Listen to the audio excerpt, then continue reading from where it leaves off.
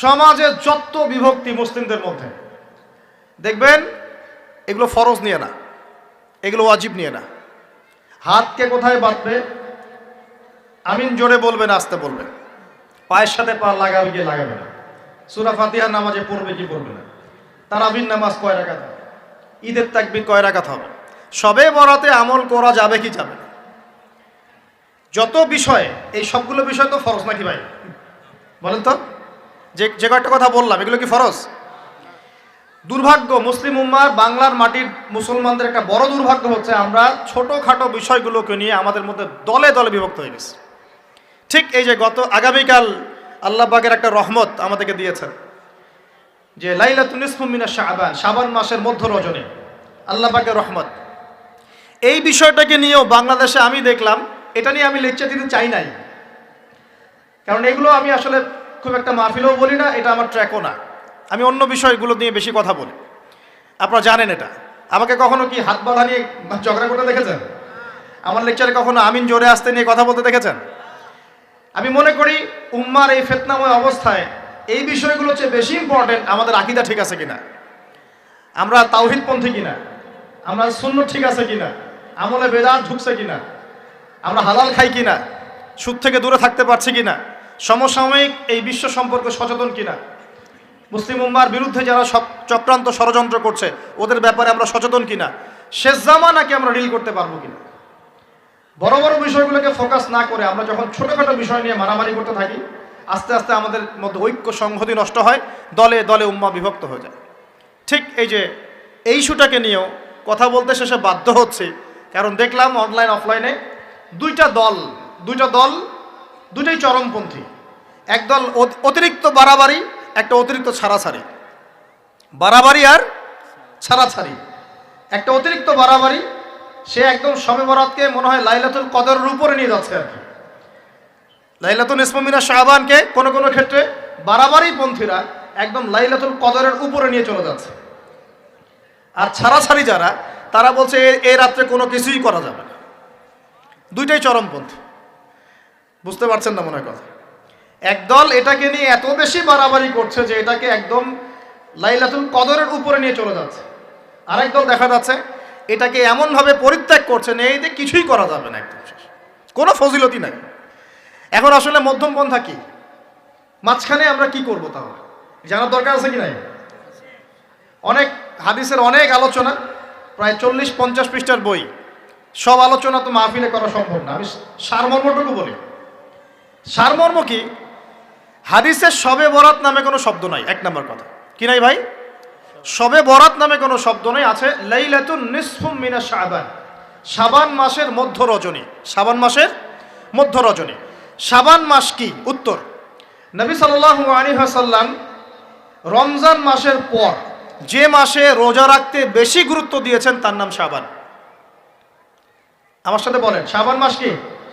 নবী সাল্লাল্লাহু আলাইহি ওয়াসাল্লাম রমজানের পরে যে মাসে রোজা রাখতে খুব বেশি গুরুত্ব দিয়েছেন তার নাম শাবান। আয়েশা রাদিয়াল্লাহু আনহা তিনি বলতেন যে শাবান মাস আসলে নবী সাল্লাল্লাহু আলাইহি ওয়াসাল্লাম এত বেশি বেশি রোজা রাখতেন যে মনে হতো তিনি রোজা ছাড়বেনই না, সারা মাস রেখে ফেলবেন। বেশি থেকে বেশি রোজা রাখতেন শাবান মাসে। প্রশ্ন হচ্ছে কেন? উত্তর, এমনিতে এই মাসটা বরকতময় এবং এই মাসে আল্লাহ পাক তার রহমতে বিপুল সংখ্যক মানুষকে জাহান্নাম থেকে মুক্তি দান করেন। সুবহানাল্লাহ। নবী সাল্লাল্লাহু আলাইহি ওয়াসাল্লাম এই মাসকে তাজিম করতেন। এই মাসের সম্মানার্থে, এই মাসে আল্লাহর রহমত বরকতের স্বার্থে নবী করিম সাল্লাল্লাহু আলাইহি ওয়াসাল্লাম এই মাসে বেশি বেশি রোজা রেখেছেন। সুন্নত কি শিখলাম? শাবান মাসে বেশি বেশি রোজা রাখা সুন্নত। একটা কি পেলাম ভাই? শাবান মাসে বেশি বেশি রোজা রাখা সুন্নত।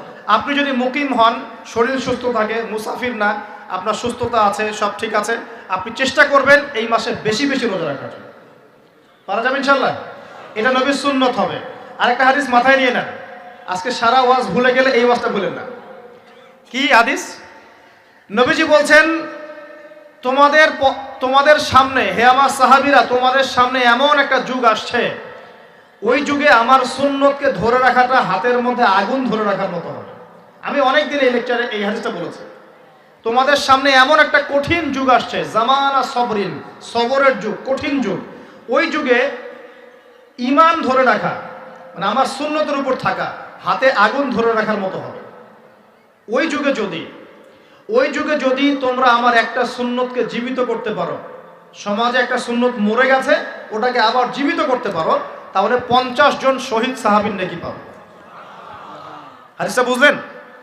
শুধু নেকি না, আপনি 50 জন শহীদ সাহাবীর নেকি পাবেন যখন চলমান সমাজে একটা সুন্নত মিটে গেছে, নাই, মানুষ আমল করছে না, কিন্তু আপনি সেটাকে জীবিত করলেন। পারা যাবে ইনশাল্লাহ।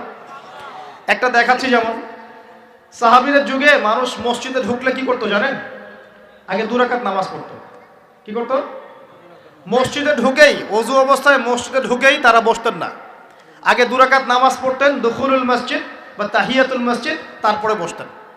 আর নবীজি বলেছেন কিয়ামতের আগে আগে এই দুখুলুল মসজিদ, তাহিয়াতুল মসজিদ, এই নামাজটা উঠে যাবে। উঠে যাচ্ছে না আস্তে আস্তে। মসজিদে ঢুকলে মানুষ ধাপ করে বসে পড়ে, তাই না? মানুষ ভুলেই গেছে না সুন্নত। এখন আপনি যদি এই সুন্নতটাকে আবার জীবিত করতে পারেন, ইনশাল্লাহ 50 জন শহীদ সাহাবীর নেকি পাবেন। সমাজে এখন দাড়ি শেভ করা ফ্যাশন হয়ে গেছে, বুঝছে না? অনেকে শেভ না করলে চাকরি দেয় না। শেভ না করলে কি হয় না? চাকরি পাওয়া যায় না।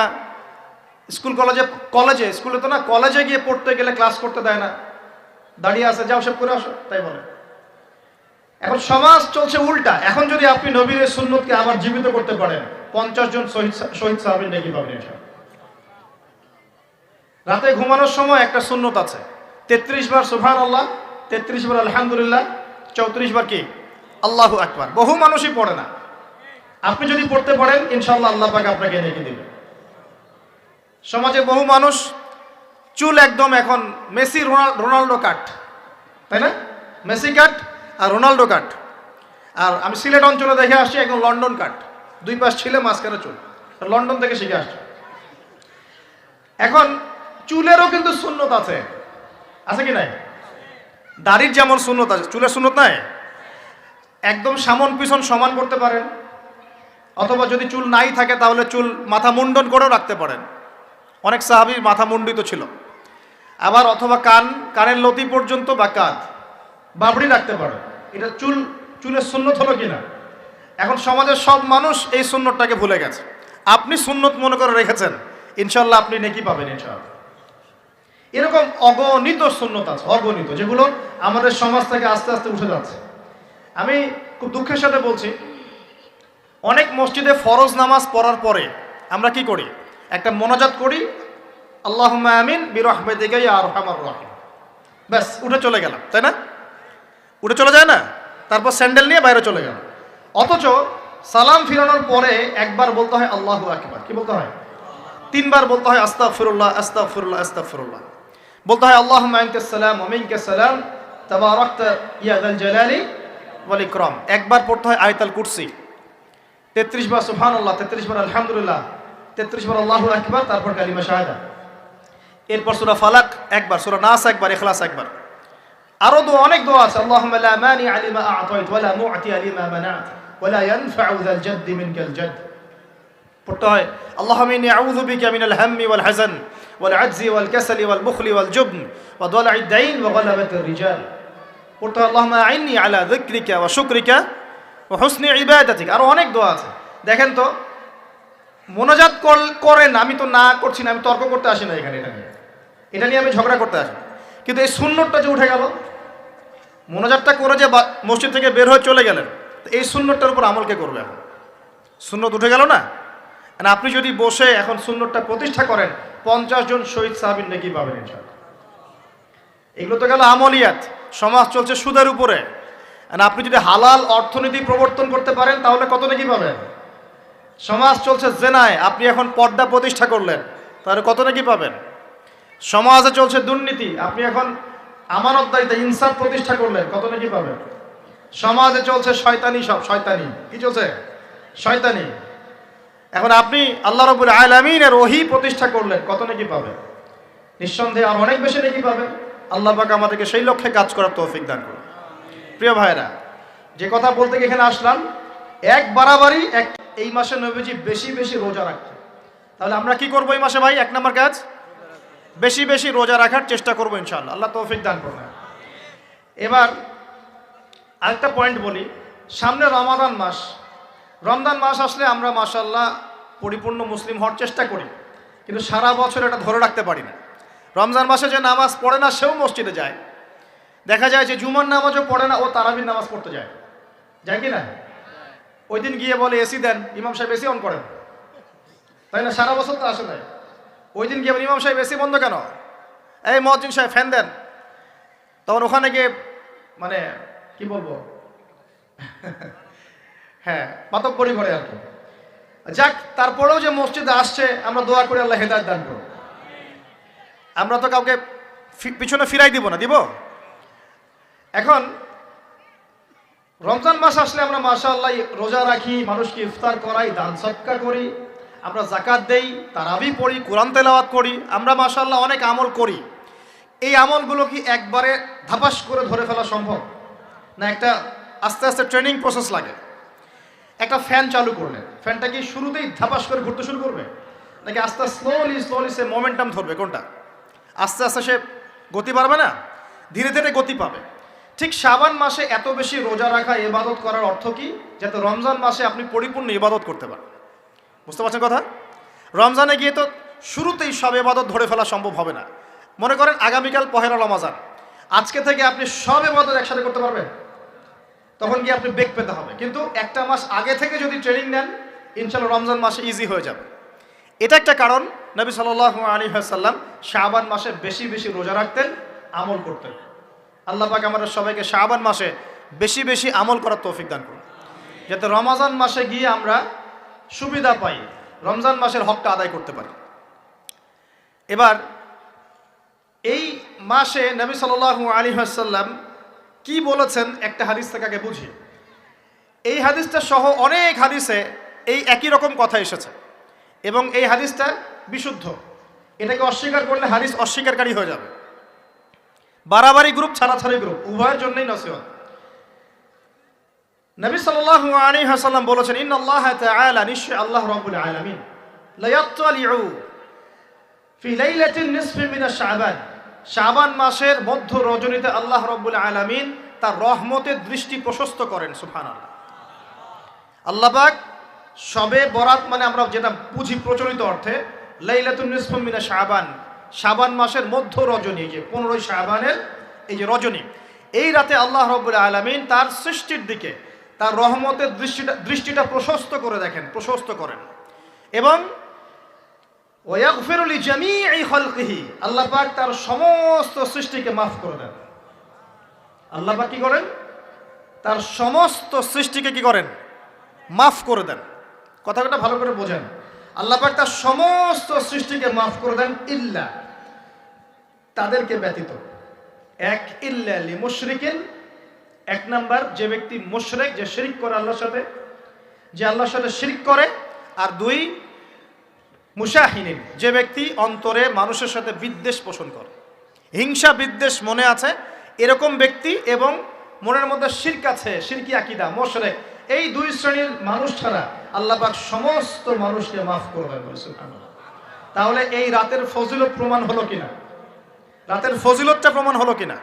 আচ্ছা, এখন এর ব্যাকআপ আরো অনেকগুলো হাদিস আছে। ওই সবগুলো হাদিসকে একত্রিত করলে এমনই কনক্লুশন আসে। এছাড়াও আরো কিছু দুর্বল হাদিস আছে, এগুলো দুর্বল, সনদগতভাবে অন্যান্যভাবে দুর্বল। ওখানে আরো কিছু পয়েন্ট পাওয়া যায় যে আর কাকে কাকে আল্লাহ পাক মাফ করেন না। সবাইকে তো মাফ করেন, আর কাকে কাকে করেন না। এই হাদিসে দুটো পেয়েছি, এটা একদম অকাট্য। এটা হলো মুশরিক, আল্লাহ পাক মাফ করেন না। দুই, যে অন্তরে হিংসা বিদ্বেষ পোষণ করে, হিংসা বিদ্বেষ আছে, এদেরকে আল্লাহ মাফ করেন না। আরো কিছু দুর্বল বর্ণনা থেকে পাওয়া যায়, এটা দুর্বল বর্ণনা, কিন্তু জেনে রাখতে তো সমস্যা নাই। সমস্যা আছে? আর পাপ তো পাপী, দুর্বল হাদিসে আসুক আর কঠিন হাদিসে আসুক, পাপ তো পাপী নাকি? পাপ ছাড়তে কোনো সমস্যা আছে? তো তৃতীয় এক শ্রেণীর নাম পাওয়া যায়, যারা হচ্ছে আত্মহননকারী, নিজেরা নিজেদেরকে আত্মহত্যা করেছে, এদেরকে আল্লাহ মাফ করেন। আত্মহনন বোঝেন কিনা? আত্মহত্যা যারা করে, আত্মহনন, এটা একটা শ্রেণী পাওয়া যায়। 4 নম্বর একটা পাওয়া যায় আত্মীয়তার সম্পর্ক ছিন্নকারী, আত্মীয়তার সম্পর্ক ছিন্নকারী। 5 নম্বর একটা পাওয়া যায়, সেটা হলো মাদক দ্রব্য সেবনকারী। মাদক দ্রব্য সেবনকারী, যুবকরা খুব ভালো করে শোনো এগুলো। মাদক দ্রব্য সেবনকারী আল্লাহ সবাইকে মাফ করেন, মাফ করছেন না। আরেকটা পাওয়া যায়, সেটা হলো যারা জেনার পাপে লিপ্ত আছে। কিসের পাপে ভাই? জেনার পাপ। এরকম আর কিছু ব্যাকআপ পাওয়া যায়, কিন্তু এগুলোর বর্ণনা দুর্বল। বর্ণনা কি? দুর্বল। কিন্তু পাপ তো পাপই নাকি? এই পাপগুলো তো পাপ। এই পাপগুলো করলে কি আল্লাহ খুশি হন? অকাট্য সহি থেকে পাওয়া যায় এই দুইটা, মুশরিক এবং মুশাহিদ। যারা শিরক করে, অন্তরে বিদ্বেষ পোষণ করে, আল্লাহ পাক এদেরকে মাফ করেন। এখন আগে জানি শিরক থেকে কিভাবে বাঁচবো, শিরক কি এবং কেন, তারপরে জানবো হিংসা বিদ্বেষ, তারপরে আমরা যাব এই রাত্রে আমরা কি করতে পারি। মনে রাখবেন, আমল করতে হবে 3টা বিষয় খেয়াল রেখে। কয়টা বিষয় ভাই? আমল করতে হবে 3টা বিষয় খেয়াল রেখে। এক, আমল করতে হবে একমাত্র আল্লাহ পাকের সন্তুষ্টির জন্য। 1 নম্বর কি বলেন? এক আল্লাহর সন্তুষ্টির জন্য, কারো সন্তুষ্টির জন্য না, কারো জন্য না, শুধু কার জন্য? দলিল হচ্ছে ইন্নাস সালাতি ওয়া নুসুকি ওয়া মাহইয়ায়া ওয়া মামাতি লিল্লাহি রাব্বিল আলামিন ফাসাল্লি লিরাব্বিকা ওয়ানহার। 2, আমল হতে হবে একমাত্র নবী সাল্লাল্লাহু আলাইহি ওয়াসাল্লামের সুন্নাত মোতাবেক। কার সুন্নাত মোতাবেক? নবী এবং সাহাবীদের সুন্নতের সাথে মেলে না, সেই আমল করা যাবে না। নবী এবং সাহাবীদের সুন্নতের সাথে মেলে না, সেই আমল করা যাবে না। 3 নাম, আমলটা যত সুন্দরী মনে হোক, আমলটা যত সুন্দরী মনে হোক আর যত মানুষই করুক, যত মজাদার মনে হোক না কেন, নবী করেন নাই, সাহাবীদের থেকে প্রমাণ নাই, আমল করব না। করলে বেদাত হয়ে যাবে। কি হবে? বেদাত হয়ে যাবে। আর 3 নাম্বার হচ্ছে, আমলগুলো করার আগে অবশ্যই আপনার রিজিকটাকে হালাল করতে হবে। কি করতে হবে ভাই? ব্যাস, এই 3টা শর্ত পূরণ করে আমল করলে ইনশাআল্লাহ তাআলা আমরা জান্নাতে যাব ইনশাআল্লাহ। আমরা আশাবাদী আল্লাহ পাক আমাদেরকে জান্নাত দিবেন ইনশাআল্লাহ। আল্লাহ পাক এক রাতে রহম করে সমস্ত মাখলুক সৃষ্টিকে মাফ করে দিচ্ছেন, শুধু শিরক এবং হিংসা বিদ্বেষ পোষণকারীকে মাফ করছেন না। বুঝতে হবে এই পাপ দুটো কত কঠিন। এবার আসেন, প্রথমে একটু শিরক নিয়ে কথা বলি, তারপরে মুশাহিন নিয়ে কথা বলি। ধৈর্য ধরবেন তো নাকি? দেরি হচ্ছে? সবর করেন। এখন প্রথমে জানি শিরক কি এবং কেন। শিরক হচ্ছে এমন একটা পাপ, যেই পাপ আমলনামায় থাকলে পরে বিনা তওবায় যদি সেই ব্যক্তি মারা যায়, আল্লাহ পাক তাকে মাফ করবেন না। ভালো করে শোনেন, শিরক এমন একটা পাপ, যে পাপ যদি আমলনামায় থেকে যায়, বিনা তওবায় সে মারা যায়, শিরকের পাপ নিয়ে আল্লাহর সামনে দাঁড়ায়, আল্লাহ তাকে মাফ করবেন না। দলিল সূরা নিসা, আল্লাহ পাক বলছেন ইন্নাল্লাহা লা ইয়াগফিরু আন ইউশরাকা বিহি ওয়া ইয়াগফিরু মা দুনা যালিকা লিমান ইয়াশা। আল্লাহ পাক তার সাথে শিরকের গুনাহ মাফ করবেন না, এছাড়া যে কোনো গুনাহ যাকে ইচ্ছা মাফ করবেন। বুঝাচ্ছি, মনে করেন একজন ব্যক্তি জেনা করেছে, কথার কথা নাউযুবিল্লাহ, একজন ব্যক্তি জেনা করেছে বা মিথ্যা কথা বলেছে বা ধরেন মদ খেয়েছে ইত্যাদি। এখন সে তওবা করলে তো মাফ পেতই, তওবা করলে মাফ হতো না? তওবা করলে মাফ তো পেতই। মনে করেন তওবা না করেই মারা গেছে, আল্লাহ পাক চাইলে কিয়ামতের মাঠে এই পাপও বিনা তওবাতেই মাফ করতে পারে। কথা বুঝতে পারছেন না? বুঝতে পারছেন না মনে হয়। মনে করেন একজন ব্যক্তি মদ খেয়েছে, জেনা করেছে ইত্যাদি, সে তওবা করার ফুরসত পায় নাই, বিনা তওবায় মারা গেছে। আল্লাহ পাক চাইলে কিয়ামতের মাঠে তওবা না করা সত্ত্বেও আল্লাহ পাক তাকে মাফ করতে পারে। কিন্তু একজন ব্যক্তি শিরকের পাপ করেছে, তওবা না করে মারা গেছে, আল্লাহ পাক কিয়ামতের মাঠে শিরকের পাপ মাফ করবেন। আমি কি বুঝতে পারছি? অন্য পাপের কারণে আল্লাহ রাব্বুল আলামিন শাস্তি দিয়ে হোক, কোনো একটা ভাবে হোক, নবীর সুপারিশের মাধ্যমে হোক, তাকে জাহান্নামে গেলেও সেখান থেকে বের করে জান্নাতে দিবেন ইনশাআল্লাহ। কিন্তু শিরকের পাপ যার আমলনামায় থাকবে, তার উপর জান্নাতকে হারাম করে দেওয়া হয়েছে। বলেন নাউযুবিল্লাহ। সূরা মাইদায় দলিল আছে, শিরকের পাপ যার আমলনামায় আছে তার জন্য জান্নাতকে হারাম করে দেওয়া হয়েছে। শিরক মানে অংশীদার সাব্যস্ত করা, আল্লাহ পাকের সাথে কাউকে সমকক্ষ করা।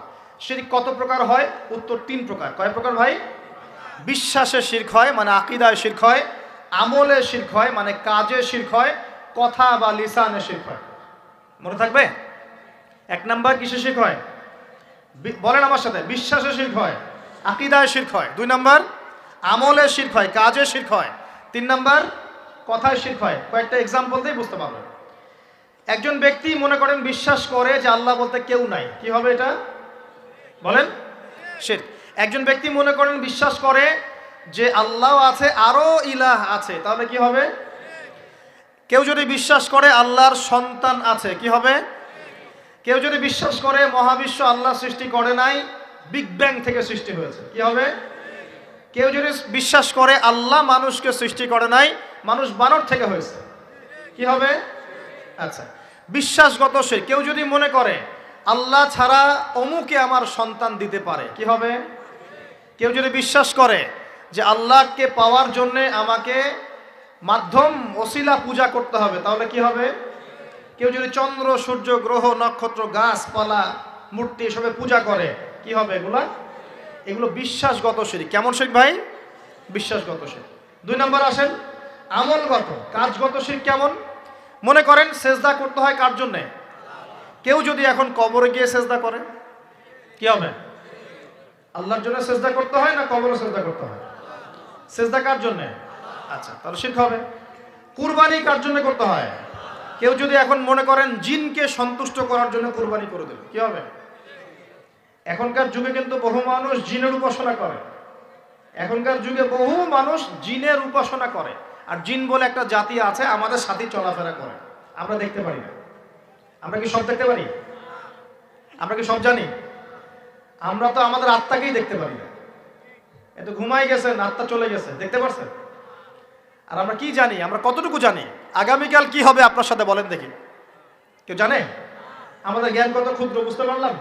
আগামীকাল কি হবে তাই জানি না, আমার আত্মাকেও চোখে দেখি না। আর আমি যদি দাবি করি এখন আমি সব জানতাম, তাহলে কি হবে? অতএব জিন জাতি আমাদের মধ্যেই আছে কি নাই?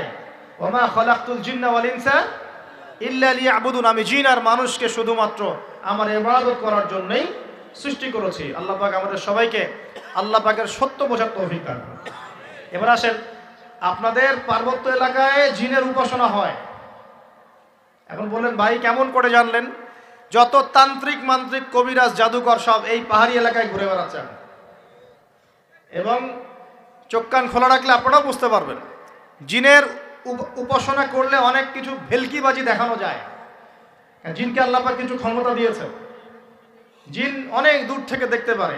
মনে করেন যে কেউ একজন এখানে বসে আছে, সে দাবি করছে যে সে অলৌকিক ক্ষমতার অধিকারী, অথচ ওর কাছে জিন আছে। কি আছে? জিন।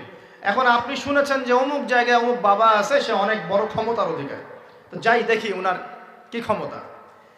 এখন আপনি রাস্তায় আসছেন, তার সেই জিন তো আগেই দেখতে পাচ্ছে আপনি আসছেন দূর থেকে, সে আগে খবর দিল আসতেছে মক্কেল, ওই যে মক্কেল আসতেছে।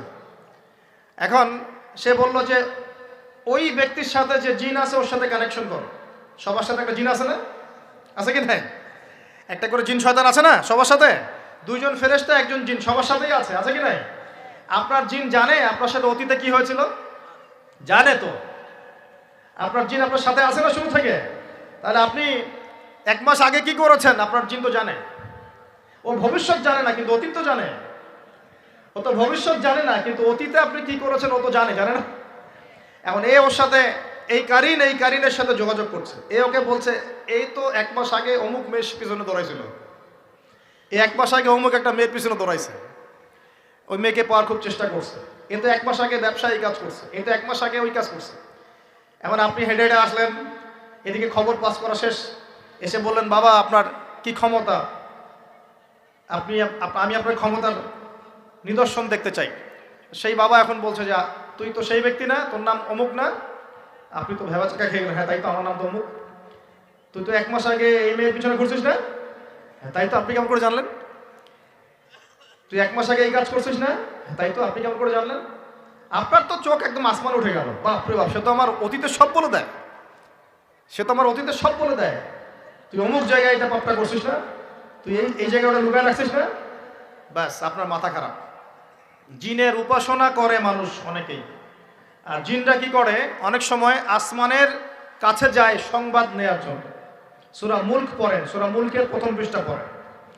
আল্লাহ পাক ওদেরকে তাড়ানোর জন্য আসমানের মধ্যে এই উল্কাপিণ্ড, নক্ষত্র নিক্ষেপ করেন। রুজুম আল্লিশ শায়াতিন, আল্লাহ বলেছেন এই নক্ষত্রগুলা আমি রুজুম আল্লিশ শায়াতিন, শয়তানদেরকে তাড়ানোর জন্য রেখেছি। সুবহানাল্লাহ। এই পৃথিবীতে অনেক কিছুই ঘটে, আমরা খালি চোখে বুঝতে পারি না। এখন কেউ যদি জিনের উপাসনা করে, জিনকে সন্তুষ্ট করার জন্য এই কুরবানি করে, তাহলে কি শিরক হবে কিনা? সেজদা কার জন্যে? অন্য কারোর জন্য করলে কি হবে?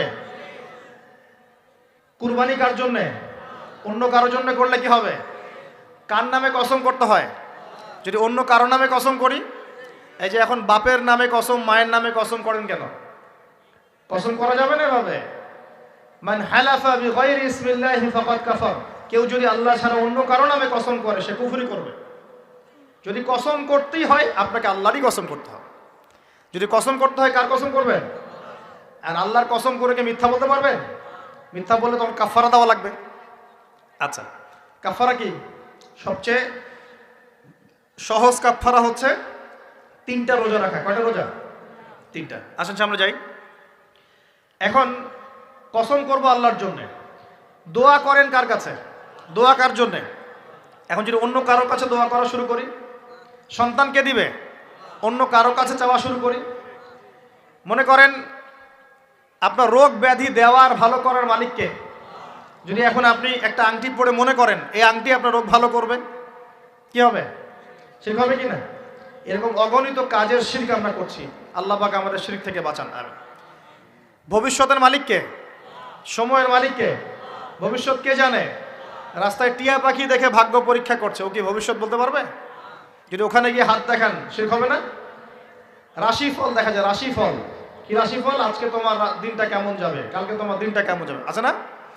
তো এগুলো বিশ্বাস করলে কি হবে? এরকম পদে পদে শিরকে নিমজ্জিত আছে। এগুলো তো গেল আমলগত শিরক, আরো অনেক শিরক আছে। আমাদের কথার মধ্যেও শিরক হয়। কিসের মধ্যে? কথার মধ্যে। যেমন আমরা বলি ডাক্তার ভালো ছিল, না হলে রোগীকে বাঁচানো যেত না, বলি কি না? অনেকে বলি না? শিরক হবে। কেউ যদি বলে যে ড্রাইভারটা ভালো ছিল, না হলে গাড়ি নির্ঘাত অ্যাক্সিডেন্ট করতো, কি হলো কথায়? আরেকটা বিষয় আছে, আমরা অনেক সময় ইবাদত করি মানুষকে দেখানোর জন্য, সবাই বড় দানবীর বলবে, আমাকে নামাজি বলবে, এটাও কি? এটাও শিরক। কথার মধ্যে আর অনেক শিরক করি। সার্বভৌম ক্ষমতার মালিককে, তাবারাকাল্লাযী বিয়াদিহিল মুলক, সার্বভৌম ক্ষমতার মালিককে। আর আমরা যদি মনে করি আমরাই সার্বভৌম ক্ষমতার মালিক, কি হবে? শিরক হবে না? এরকম প্রচুর শিরকে আমরা নিমজ্জিত আছি। সবচেয়ে বড় যে শিরকটা এখনকার বিশ্বে চলছে সেটা হলো আল্লাহ পাকের হালালকে আমরা হারাম করে নিচ্ছি, আল্লাহর হারামকে হালাল করে নিচ্ছি। করছে কি না? বুঝতে পারছেন না মনে হয়। মাদক দ্রব্য কি হালাল না হারাম? আমরা অনেক সময় হালাল করে নিয়েছি, নাই? জেনা হারাম না হালাল? আমরা এখন জেনাকে প্রমোট করছি, উস্কে দিচ্ছি। সমকামিতা হালাল না হারাম? এই সমকামিতার ব্যাধি ছড়িয়ে পড়েছে এখন সমাজের রন্ধ্রে রন্ধ্রে, পড়েছে না? এদেরকে আল্লাহ পাক এমন শাস্তি দিবেন যে শাস্তি আল্লাহ পাক কুল কায়নাতে কাউকে দেন নাই। কেমন শাস্তি দিবেন? কওমে লূতকে আল্লাহ রাব্বুল আলামিন মাটি থেকে উপরে উঠিয়ে আকাশ থেকে পাথর বর্ষণ করে থেতলে দিয়ে আবার মাটিতে দাফন করে দিয়েছে কওমে লূতকে। আল্লাহু আকবার। এই শাস্তি অপেক্ষা করছে এদের জন্য। সুদ হালাল না হারাম? আমরা কি এটাকে জায়েজ করে দিচ্ছি কিনা, খাচ্ছি কিনা? এই বিশ্বের সবচেয়ে বড় একটা সমস্যা চলছে, আল্লাহ পাকের হারামকে আমরা হালাল করছি, হালালকে হারাম করিনি, এটাও শিরক। এখন আল্লাহ পাক যে বলছেন সবাইকে মাফ করে দিবেন, আল্লাহ পাক শিরক যে করে তাকে মাফ করবেন না। এখন বলেন কত % মানুষ মাফ পাবে? এই পাপগুলো কত মানুষ করছে? সবাই করছে না? মোটামুটি সবাই মোটামুটি শিরক করছে। আমরা আল্লাহ পাক আমরা সবাইকে শিরকের পাপ থেকে বাঁচিয়ে রাখুন। এর পাশে একটা শিরক আছে রিয়া বা গোপন শিরক, লোক দেখানো আমল, এটাও গোপন শিরক। আর এক শ্রেণী। আচ্ছা, এখানে একটা কথা বলে রাখি, এই শিরকগুলো থেকে বেঁচে থাকলে কি হবে? শিরক থেকে বেঁচে থাকলে আপনার আমল নামায় যদি আসমান জমিন সমান গোনাও থাকে, আল্লাহ পাক সমস্ত গোনা মাফ করে দিবেন ইনশাআল্লাহ। মনে করেন একজন ব্যক্তির আমল নামায় জেনা, সুদ, ঘুষ, হাবি জাবি দুনিয়ার পাপ দিয়ে ভর্তি, কিন্তু কোনো একটা কারণে বা কোনো একভাবে তার আমল নামায় শিরকের কোনো গোনা নাই, শিরক করে নাই, ইনশাআল্লাহু তাআলা কোনো না কোনো ওসিলায় হলেও আল্লাহ পাক তাকে কিয়ামতের মাঠে মাফ করে দিবেন ইনশাআল্লাহ। একটা হাদিস বললেই যথেষ্ট হবে, তারপরে সামনে যাব। রাসূল সাল্লাল্লাহু আলাইহি ওয়াসাল্লামকে আল্লাহ পাক মেরাজের রাতে ওয়াদা করেছেন। কোন রাতে ভাই? মেরাজের রাতে ওয়াদা করেছেন যে হে মুহাম্মদ সাল্লাল্লাহু আলাইহি ওয়াসাল্লাম, তোমার উম্মতের মধ্যে যে কোনো ব্যক্তি যত বড়ই পাপ করুক না কেন, আসমান জমিনের সমানও যদি পাপ করে আমার সামনে দাঁড়ায়, কিন্তু তার আমল নামায় শিরকের পাপ নাই, আমি আল্লাহ তার সামনে আসমান জমিন সমান ক্ষমা নিয়ে হাজির হব, মানে সে মাফ পেয়ে যাবে। অতএব শিরক মুক্ত আমল করতে পারলে ইনশাআল্লাহ এই নিসফু মিনাশ শাবান, লাইলাতুন নিসফি মিনাশ শাবান, এই শবে বরাত যেটা আপনারা বলছেন, এই রাতে আল্লাহ পাকের ক্ষমা আমরা পেয়ে যাব ইনশাআল্লাহ। শিরক মুক্ত আমল করতে পারলেই ক্ষমা হবে ইনশাআল্লাহ। আল্লাহ পাক আমাদের সবাইকে শিরক থেকে বেঁচে থাকার তৌফিক দান করুন। এই শিরক সম্পর্কে বিস্তারিত জানার জন্য শিরক কি ও কেন, কিতাব ও তাওহীদ, তারপরে কোরআন সুন্নাহর আলোকে ইসলামী আকীদা, এই বইগুলো পড়াশোনা করেন, ইনশাআল্লাহ জানতে পারবেন। আর এক শ্রেণী মানুষকে আল্লাহ পাক মাফ করবেন না। এরা কারা? মুশাহিন। মুশাহিন মানে কি? যারা একে অপরের সাথে হিংসা বিদ্বেষ পোষণ করে। এখন বলেন দেখি, হিংসা বিদ্বেষ পোষণ করেন এমন মানুষ আছে এখন? বলেন দেখি। রাজনৈতিক অঙ্গনে একজন আরেকজনের সাথে হিংসা করছে কিনা? সামাজিক নেতৃত্ব নিয়ে একজন আরেকজনের সাথে হিংসা করছে কিনা? পরিবারের মধ্যেও একজন আরেকজনের সাথে হিংসা করছে কিনা? ভাই একজন আরেকজনের সাথে হিংসা করছে কিনা? আলেম একজন আরেকজনের সাথে হিংসা করছে কিনা? করছে না? বক্তা একজন আরেকজনের সাথে হিংসা করে কিনা? ধর্ম থেকে শুরু করে বিশ্ব রাজনীতি পর্যন্ত হিংসার দাবানলে এখন পুরো বিশ্বের মানুষ জ্বলে পুরো শেষ হয়ে যাচ্ছে, হচ্ছে না? মহিলা হিংসা করে কিনা? সতীনে হিংসা করে কিনা? সতীন বোঝেন কিনা? বিয়েই তো করেন নাই, সতীন বুঝবেন কি? সতীন কি জিনিস? দুই বউ, এক বউ আরেকবার কি হয়? সতীনে হিংসা করে কিনা? আয়েশা রাদিয়াল্লাহু আনহার বাসায়, মানে ঘরে নবী সাল্লাল্লাহু আলাইহি ওয়াসাল্লাম বসে আছেন, ঢুকেছেন, আর অন্য একজন স্ত্রীর ঘর থেকে একটা খাবার আসতে পারে না, ভালোবেসে মহব্বত করে হাদিয়া দিয়েছেন। আয়েশা রাদিয়াল্লাহু আনহা যখন দেখলেন তার ঘরের মধ্যে খাবার পাঠিয়েছে অন্য একজন স্ত্রী, পুরো থালাটাকে মাথার উপর নিয়ে ধাবাস করে ভেঙে ফেলে দিলেন। তো রাসূলুল্লাহ সাল্লাল্লাহু আলাইহি ওয়াসাল্লাম মুচকি হাসছেন, আর উপস্থিত হয়তো আরো দু একজন ছিলেন, তাদেরকে বলছেন যে তোমাদের মা রাগ করেছে। তিনি নিজেই হাতে সেগুলো তুললেন, সব ভাঙাচুরা পিসগুলো নিজে তুলে রেখে দিয়ে ভালো থালা বাটিগুলো হাদিয়া পাঠালেন ওই স্ত্রীর ঘরে, যে ঘর থেকে খাবার এসেছে। এইভাবে ডিল করতে হয় আর কি। রাসূল সাল্লাল্লাহু আলাইহি ওয়াসাল্লাম তখন রাগ হন নাই, কেন এই কাজ করলা? আরেকদিন আয়েশা রাদিয়াল্লাহু আনহা একটা কথা বলে ফেলেছেন। নবী সাল্লাল্লাহু আলাইহি ওয়াসাল্লাম তার কোন এক স্ত্রীর কাছ থেকে এসেছেন। আয়েশা রাদিয়াল্লাহু আনহা বলছেন, আপনি তার কথা কিভাবে স্মরণ করেন? সে তো একটু খাটো, এরকম একটা কথা বলেছেন, সে তো একটু খাটো, একটু বেটে। আয়েশা রাদিয়াল্লাহু আনহাকে আমাদের নবীজি বলছেন, শোনো, তুমি এমন একটা কথা বলেছো, আমাদের সবার জন্য হেদায়েত আছে, তুমি এমন একটা কথা বলেছো, এই কথাটা যদি সমুদ্রের সাথে মিশিয়ে দেওয়া হয়, পুরো সমুদ্রের পানি দূষিত হয়ে যাবে, বলি নাউযুবিল্লাহ। এই যে এতটুকু কথা, যে সে তো একটু খাটো ইয়া রাসূলুল্লাহ, এই যে এতটুকু কথা, খালি এই যে অত কালো, অত অমুক, অত তমুক, অত গরিব, অত কৃষক, অত ছোট লোক, অত এই যে রিক্সাওয়ালা, আমরা কথা বলি না এগুলো? আমাদের এগুলো কথা আছে না সমাজে? এগুলো বলার সাথে সাথেই এটা এমন পাপ হয়ে যায়, সাগরের মধ্যে এই পাপ মিশিয়ে দিলে সাগরের পানি নষ্ট হয়ে যাবে, নাউযুবিল্লাহ। এরকম হিংসা বিদ্বেষ মনে থাকলে তাজকিয়া পাওয়া যায় না। তাজকিয়া মানে আত্মশুদ্ধি।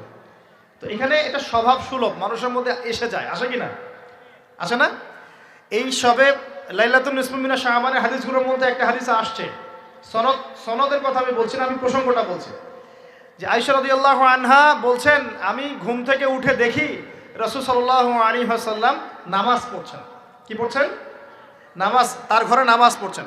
নামাজে এত লম্বা সেজদা করছেন যে আমার কাছে মনে হলো নবী মনে হয় ইন্তেকাল করেছেন, নাউযুবিল্লাহ। তারপরে আমি তাকে তার বুড়ো আঙ্গুল ধরে নাড়া দিলাম। নবী সাল্লাল্লাহু আলাইহি ওয়াসাল্লাম তাড়াতাড়ি নামাজ শেষ করলেন, শেষ করে বললেন, আজকের রাত এমন একটা রাত, এই রাতে আল্লাহ রাব্বুল আলামিন তার অসংখ্য বান্দাকে মাফ করে দেন। এরপর তিনি আবার ঘুমিয়ে গেলেন, আয়েশা রাদিয়াল্লাহু আনহা। এবার উঠে বলছেন যে আমি দেখলাম যে নবী সাল্লাল্লাহু আলাইহি ওয়াসাল্লাম আমার ঘরে নাই।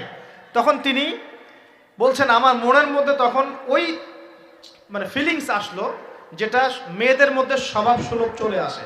আমি মনে করলাম যে রাসূলুল্লাহ সাল্লাল্লাহু আলাইহি ওয়াসাল্লাম কি অন্য কোনো স্ত্রীর ঘরে চলে গেলেন আমাকে ছেড়ে? তখন আমি চাদর মুড়ি দিয়ে তাকে পিছু নেওয়া শুরু করলাম। পিছে পিছে গিয়ে দেখলাম রাসূল সাল্লাল্লাহু আলাইহি ওয়াসাল্লাম ওই জান্নাতুল বাকি বলি না আমরা, বাকিয়া গারকাত, মদিনায় মসজিদ নববীর পাশে কবরস্থান আছে না, ওই কবরস্থানে নবী সাল্লাল্লাহু আলাইহি ওয়াসাল্লাম দাঁড়িয়ে মাইয়েতের জন্য দোয়া করছেন। সুবহানাল্লাহ। আয়েশা রাদিয়াল্লাহু আনহা গিয়ে দাঁড়ালেন। নবীজি বললেন, তুমি কি মনে করছো আমি তোমার সাথে প্রতারণা করছি? আমি তোমার হক নষ্ট করব? বরং আজকের রাতে আল্লাহ রাব্বুল আলামিন অগণিত মানুষকে মাফ করে দেন বলে। সুবহানাল্লাহ। এই হাদিসগুলো এসেছে শবে বরাত প্রসঙ্গে। এখানেও দেখেন আয়েশা রাদিয়াল্লাহু আনহা কিন্তু একটু জেলাসি ফিল করেছেন যে আমার ঘর থেকে আবার অন্য স্ত্রী ঘরে চলে গেল কিনা। এগুলো স্বভাব সুলভ, এগুলো আসতে পারে, এগুলো মানুষের মধ্যে কি আসতে পারে, কিন্তু বিদ্বেষ পোষণ করে একে অপরের ক্ষতি করে দেওয়া, এই কাজগুলো যারা করবে আল্লাহ পাক এই রাতে ওদেরকে মাফ করবেন না। এখন আমাদের জন্য আগে নসিহত দুইটা। এই রাত্রের ফজিলত পেতে হলে নসিহত আগে দুইটা। এক, আমাদের আকীদা আমলে কোনো শিরক থাকা যাবে না, বলি আমিন। আল্লাহ কবুল করুন। আমাদের আকীদা এবং আমলে কোনো প্রকার শিরক রাখা যাবে না। দুই, আমরা মনের মধ্যে কোনো ভাইয়ের প্রতি হিংসা বিদ্বেষ রাখবো না। রাখবো ইনশাল্লাহ? না রাখবো না? আমরা কোনো ভাইয়ের প্রতি হিংসা বিদ্বেষ পোষণ করবো না ইনশাল্লাহ। একটা হাদিস বললেই আপনি বুঝে ফেলবেন, তারপর আমি সামনে যাচ্ছি, এরপরে আমি আস্তে আস্তে ফিনিশিং দেবো ইনশাল্লাহ। আল্লাহর রাসূল বলেছেন সাল্লাল্লাহু আলাইহি ওয়াসাল্লাম, তিনি বলেছেন যে তোমরা ততক্ষণ পর্যন্ত জান্নাতে যেতে পারবে না, ভালো করে শোনেন, তোমরা ততক্ষণ পর্যন্ত জান্নাতে যেতে পারবে না যতক্ষণ তোমরা প্রকৃত মুমিন না হচ্ছ, প্রকৃত মুমিন না হচ্ছ। আর তোমরা ততক্ষণ পর্যন্ত প্রকৃত মুমিন হতে পারবে না যতক্ষণ পর্যন্ত না পরস্পরকে ভালো না বাসছো, পরস্পরকে ভালো না বাসছো। এই ভালোবাসা আবার বয়ফ্রেন্ড গার্লফ্রেন্ড ভালোবাসা না, দিনই ক্ষেত্রে ভালোবাসা। আর আমি কি তোমাদেরকে জানিয়ে দিব কি করলে তোমরা পরস্পরকে ভালোবাসতে পারবে? সাহাবীরা বলছেন, অবশ্যই বলুন ইয়া রাসূলুল্লাহ। নবীজি বলছেন, তোমরা একে অপরকে সালাম দেওয়ার অভ্যাস করো, ইনশাআল্লাহ তোমরা একে অপরকে ভালোবাসতে পারবে। ইসলামের সৌন্দর্য দুটা, কয়টা ভাই? বেশি বেশি মানুষকে সালাম দেয়া এবং মানুষকে খাবার খাওয়ানো। কি খাওয়ানো? আরেকটা মনে রাখবেন, কিয়ামতের আগে আগে মানুষ বাছাইকৃত মানুষকে সালাম দিবে, সবাইকে সালাম দিবে। চলছে কিনা সমাজে? কিয়ামত দূরে না কাছে? এটা আজকে আলোচনার টপিক না, নাহলে আমি বলতাম যে কতগুলো আলামত আপনি দেখতে পাবেন। এখন আমরা বুঝতে পারলাম এই রাতের ফজিলত আছে, আছে কি নাই? এই রাতের ফজিলত কি? আল্লাহ পাক এই রাতে অগণিত বান্দাকে মাফ করে দিবেন ইনশাআল্লাহ। তবে কোন কোন মানুষকে মাফ করবেন না? এক নম্বর, যারা মুশরিক বা শিরক করে, হ্যাঁ, একে অপরের প্রতি কি বলেন, মুশাহিন, বিদ্বেষ, হিংসা বিদ্বেষ পোষণ করে, এই দুই শ্রেণীর মানুষের অন্তর্ভুক্ত হওয়া থেকে আল্লাহ আমাদেরকে বাঁচাক, আমিন। এরপরে দুর্বল হাদিসগুলো বা যেগুলো একদম দুর্বল সনদের, সেগুলোর মধ্যে অতিরিক্ত এসেছে আত্মীয়তার সম্পর্ক ছিন্ন করলে মাপ পাচ্ছে না, আত্মহত্যা করলে মাপ পাচ্ছে না, জেনা করলে মাপ পাচ্ছে না, মাদকদ্রব্য সেবন করলে মাপ পাচ্ছে না। এই পাপগুলো থেকেও আল্লাহ পাক আমাদেরকে বাঁচিয়ে রাখুন বলি আমি। এখন কিভাবে এই রাতে আমরা ইবাদত করব জানো দরকার কিনা? তার আগে ইবাদত কবুলের কয় শর্ত বলেছে? 3। আল্লাহর সন্তুষ্টির জন্য হতে হবে, নবীর সুন্নাহ মাফিক হতে হবে, এবং 3 নম্বর হচ্ছে হালাল রিজিক থাকতে হবে, হারাম খেয়ে ইবাদত করা যাবে না। এখন আসেন, কোন হাদিসের মধ্যে স্পেসিফিকলি বলা নাই যে এই রাতে এই এই এই এই ইবাদত করতে হবে, কোন হাদিসের মধ্যে পাওয়া যায় না। কথা বলার চেষ্টা করুন। যেমন লাইলাতুল কদর সম্পর্কে বলা হচ্ছে না, যে লাইলাতুল কদরে যারা কিয়াম করবে, হ্যাঁ, দিনে সিয়াম রাখবে, রাতে কিয়াম করবে, কোরআন তেলাওয়াত করবে, কোরআন দিয়ে কিয়াম করবে, আল্লাহ ওদেরকে মাফ করে দিবেন।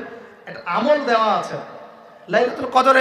নবী সাল্লাল্লাহু আলাইহি ওয়াসাল্লাম যা করতেন সেগুলোর মধ্যে আমল দেওয়া আছে। এই নিসফু মিনা শাবানের মধ্যে স্পেসিফিকলি এভাবে হাদিসের মধ্যে উল্লেখ করা নাই এই এই এই এই আমলগুলো করো। এটা খুঁজে খুঁজে আমাদেরকে বের করতে হয়। খুঁজে খুঁজে কেমন? নবী সাল্লাল্লাহু আলাইহি ওয়াসাল্লাম দোয়া করছিলেন মৃতদের জন্য, করছিলেন না? তাহলে এটা একটা আমল পাওয়া গেল। নবী সাল্লাল্লাহু আলাইহি ওয়াসাল্লাম নামাজে ছিলেন, সেজদারত অবস্থায় ওই যে আয়েশা রাদিয়াল্লাহু আনহা টোকা দিলেন, দিয়ে বললেন আমি ভাবছিলাম তার ইন্তেকাল হয়ে গেছে কিনা, তার মানে বুঝলাম যে আপনি নামাজ পড়তে পারেন। এরপরে আল্লাহ পাকের কাছে ক্ষমা চাইতে পারেন, কারণ এই মাসে আল্লাহ পাক আপনাকে এই রাতে আল্লাহ আপনাকে ক্ষমা করবেন, এই রাতে আল্লাহ ক্ষমা করবেন। এখন এটাকে বলা হয় প্রশস্ততা। ব্যক্তিগতভাবে এখানে আপনাকে প্রশস্ত এখতিয়ার দেয়া হয়েছে। ব্যক্তিগতভাবে আপনাকে আল্লাহ পাক তার রাসূলের মাধ্যমে এই শরীয়তে এই রাতের আমলের জন্য একটা প্রশস্ত এখতিয়ার দিয়েছেন। আপনি রাসূল সাল্লাল্লাহু আলাইহি ওয়াসাল্লামের সুন্নাহ মাফিক যে কোনো ভালো কাজ করতে পারেন, কিন্তু নির্দিষ্ট করে আপনাকে দেওয়া হয় নাই যে আপনাকে 100 রাকাতই পড়তে হবে, আপনাকে 200 রাকাতই পড়তে হবে, আপনাকে 10 রাকাতই পড়তে হবে, আপনাকে এক খতমই দিতে হবে। এরকম নির্দিষ্ট করে আপনাকে কিছু দেওয়া হয়। আপনি এখন চাইলে সুন্দর করে অজু করলেন, অজু করে মাশাআল্লাহ আতর খুশবু ব্যবহার করতে পারেন, করে সুন্দর জামা পরলেন, পরে আপনি আল্লাহর স্মরণে নামাজ আদায় করলেন। এখন ফরজ নামাজ আগে না নফল আগে? ফরজ আগে না নফল আগে? এই আমলগুলো ফরজ না নফল? এগুলো নফল। আগে তো ফরজ পড়তে হবে নাকি? 5 ওয়াক্ত ফরজ নামাজ তো আগে, তারপরে আপনি নফলে আসেন। আমাদের জীবনে কোনটার গুরুত্ব সবচেয়ে বেশি? ফরজ ঠিক না থাকলে নফল দিয়ে কাজ হবে? তো ফরজ ঠিক করার পরে আপনি এখন অতিরিক্ত আমল করার চেষ্টা করছেন, সুন্দর কাপড় চোপড় পরেছেন, আপনি মাশাআল্লাহ পাক পবিত্র হয়েছেন, আতর খুশবু ব্যবহার করেছেন, আপনি নীরবে নিভৃতে আল্লাহকে ডাকছেন নামাজের মধ্য দিয়ে, লম্বা করে সুন্দর করে নামাজ পড়ছেন, আপনি একটু কোরআন তেলাওয়াত করছেন, আলহামদুলিল্লাহ। আপনি এই রাতে মৃতদের জন্য দোয়া করলেন, নিজের জন্য দোয়া করলেন, পরিবারের জন্য দোয়া করলেন, আপনি তাসবিহ তাহলিল করলেন, যদি আপনাকে আল্লাহ সামর্থ্য দেন আপনি কিছু দান সাদাকা করেছেন, আপনি বিভিন্ন রকম ভালো কাজে আপনি নিজেকে মানে এঙ্গেজ রাখতে পারেন, নিজেকে বিভিন্ন ভালো কাজে আপনি নিজেকে সম্পৃক্ত রাখতে পারেন। এভাবে আপনি রাতটাকে একটা উৎসাহে পার করতে পারেন। কিন্তু আমরা যে ঘটা করে অনেকগুলো কাজ করি না, ঘটা করে হালুয়া রুটি সামাই টামাই এই সেই আলোকসজ্জা অমুক তমুক দল বেঁধে কবরস্থান, এই আমলগুলো নবী এবং সাহাবীরা থেকে প্রমাণ হয় না। আমি কি বুঝতে পারছি? আমল করতে আপনাকে নিষেধ করা হয় না, কিন্তু বাড়াবাড়ি করবেন না, ছাড়াছাড়ি করবেন না, মধ্যমপন্থী থাকেন। ব্যক্তিগতভাবে আপনি আপনার মতো করে আমল করতে পারেন, আপনাকে ইখতিয়ার প্রশস্ততা দেওয়া হয়েছে। আপনি একটু নামাজ পড়েন, একটু তেলাওয়াত করেন, একটু জিকির করেন, দোয়া করেন, আপনি আল্লাহর কাছে চেয়ে নেন।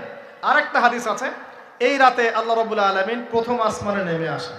মানে সুবহানাল্লাহ, আল্লাহ পাক কেমন করে নেমে আসেন এটা আমাদের ব্যাখ্যার বাইরে, আর এটা সত্তাগতভাবে না, আল্লাহ পাকের রহমান নেমে আসেন। আল্লাহ পাক আহ্বান করতে থাকেন, কে আছে আমার কাছে কিছু চাইবে আমি তাকে দিব, কে আছো আমার কাছে ক্ষমা চাইবে আমি মাফ করে দিব, কে আছো আমাকে ডাকবে আমি তার ডাকে সাড়া দিব। সুবহানাল্লাহ, আল্লাহ পাক এই পুরো রাত বলতে থাকেন। একটা কথা মনে রাখবেন, এভাবে কিন্তু আল্লাহ পাক প্রত্যেক রাতেই বলতে থাকেন, শুধু এই একটা রাতেই নয়, প্রত্যেক রাতেই আল্লাহ পাক বলতে থাকেন। কিন্তু এই রাতে স্পেশালি আল্লাহ পাক অগণিত মানুষকে মাফ করে দিবেন ইনশাআল্লাহ। তা আমরা আল্লাহর কাছে দোয়া করি, আল্লাহ পাক আমাদের সবাইকে যেন সুস্থতার সাথে শাবান মাসে বেশি বেশি রোজা রাখার তৌফিক দান করেন, এবং যে আমলগুলো সুন্নাহ সম্মত, এই সুন্নাহ সম্মত আমলগুলো আল্লাহ আমাদের করার তৌফিক দান করেন। বাড়াবাড়ি পর্যায়ে চলে যাবেন না, একবার ছাড়াছাড়ি পর্যায়ে চলে যাবেন না, মধ্যমপন্থী থাকেন। রাতের ফজিলতটাকে আল্লাহর কাছে চেয়ে নেন, এবং আল্লাহর কাছে মাফ পাওয়ার জন্য যে পাপগুলোকে ছাড়তে হবে, যেমন শিরক, হিংসা বিদ্বেষ ইত্যাদি ইত্যাদি, এই পাপগুলোকে ছেড়ে দিয়ে আল্লাহর কাছে নিজেকে প্রমাণ করার চেষ্টা করি। আল্লাহ পাক আমাদের সবাইকে তৌফিক দান করুন বলি আমিন। আকুলু কওলি হাযা আস্তাগফিরুল্লাহ লি ওয়া লাকুম ওয়া লিসাইরিল মুসলিমিন। বারাকাল্লাহু লানা ওয়া লাকুম বিল আয়াতিল হাকীম। ইন্নাহু তাআলা জাওয়াদুন কারীম ওয়া রাউফুর রহিম। আপনারা উঠবেন না, আপনারা বসবেন।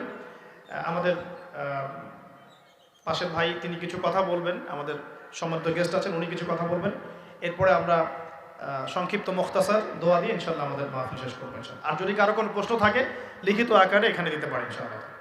আমরা দোয়া করি আল্লাহ পাক আমাদের সবাইকে যেন যা শুনলাম এটা বুঝে আমল করার তৌফিক এনায়েত করেন, সকলেই বলে আমিন।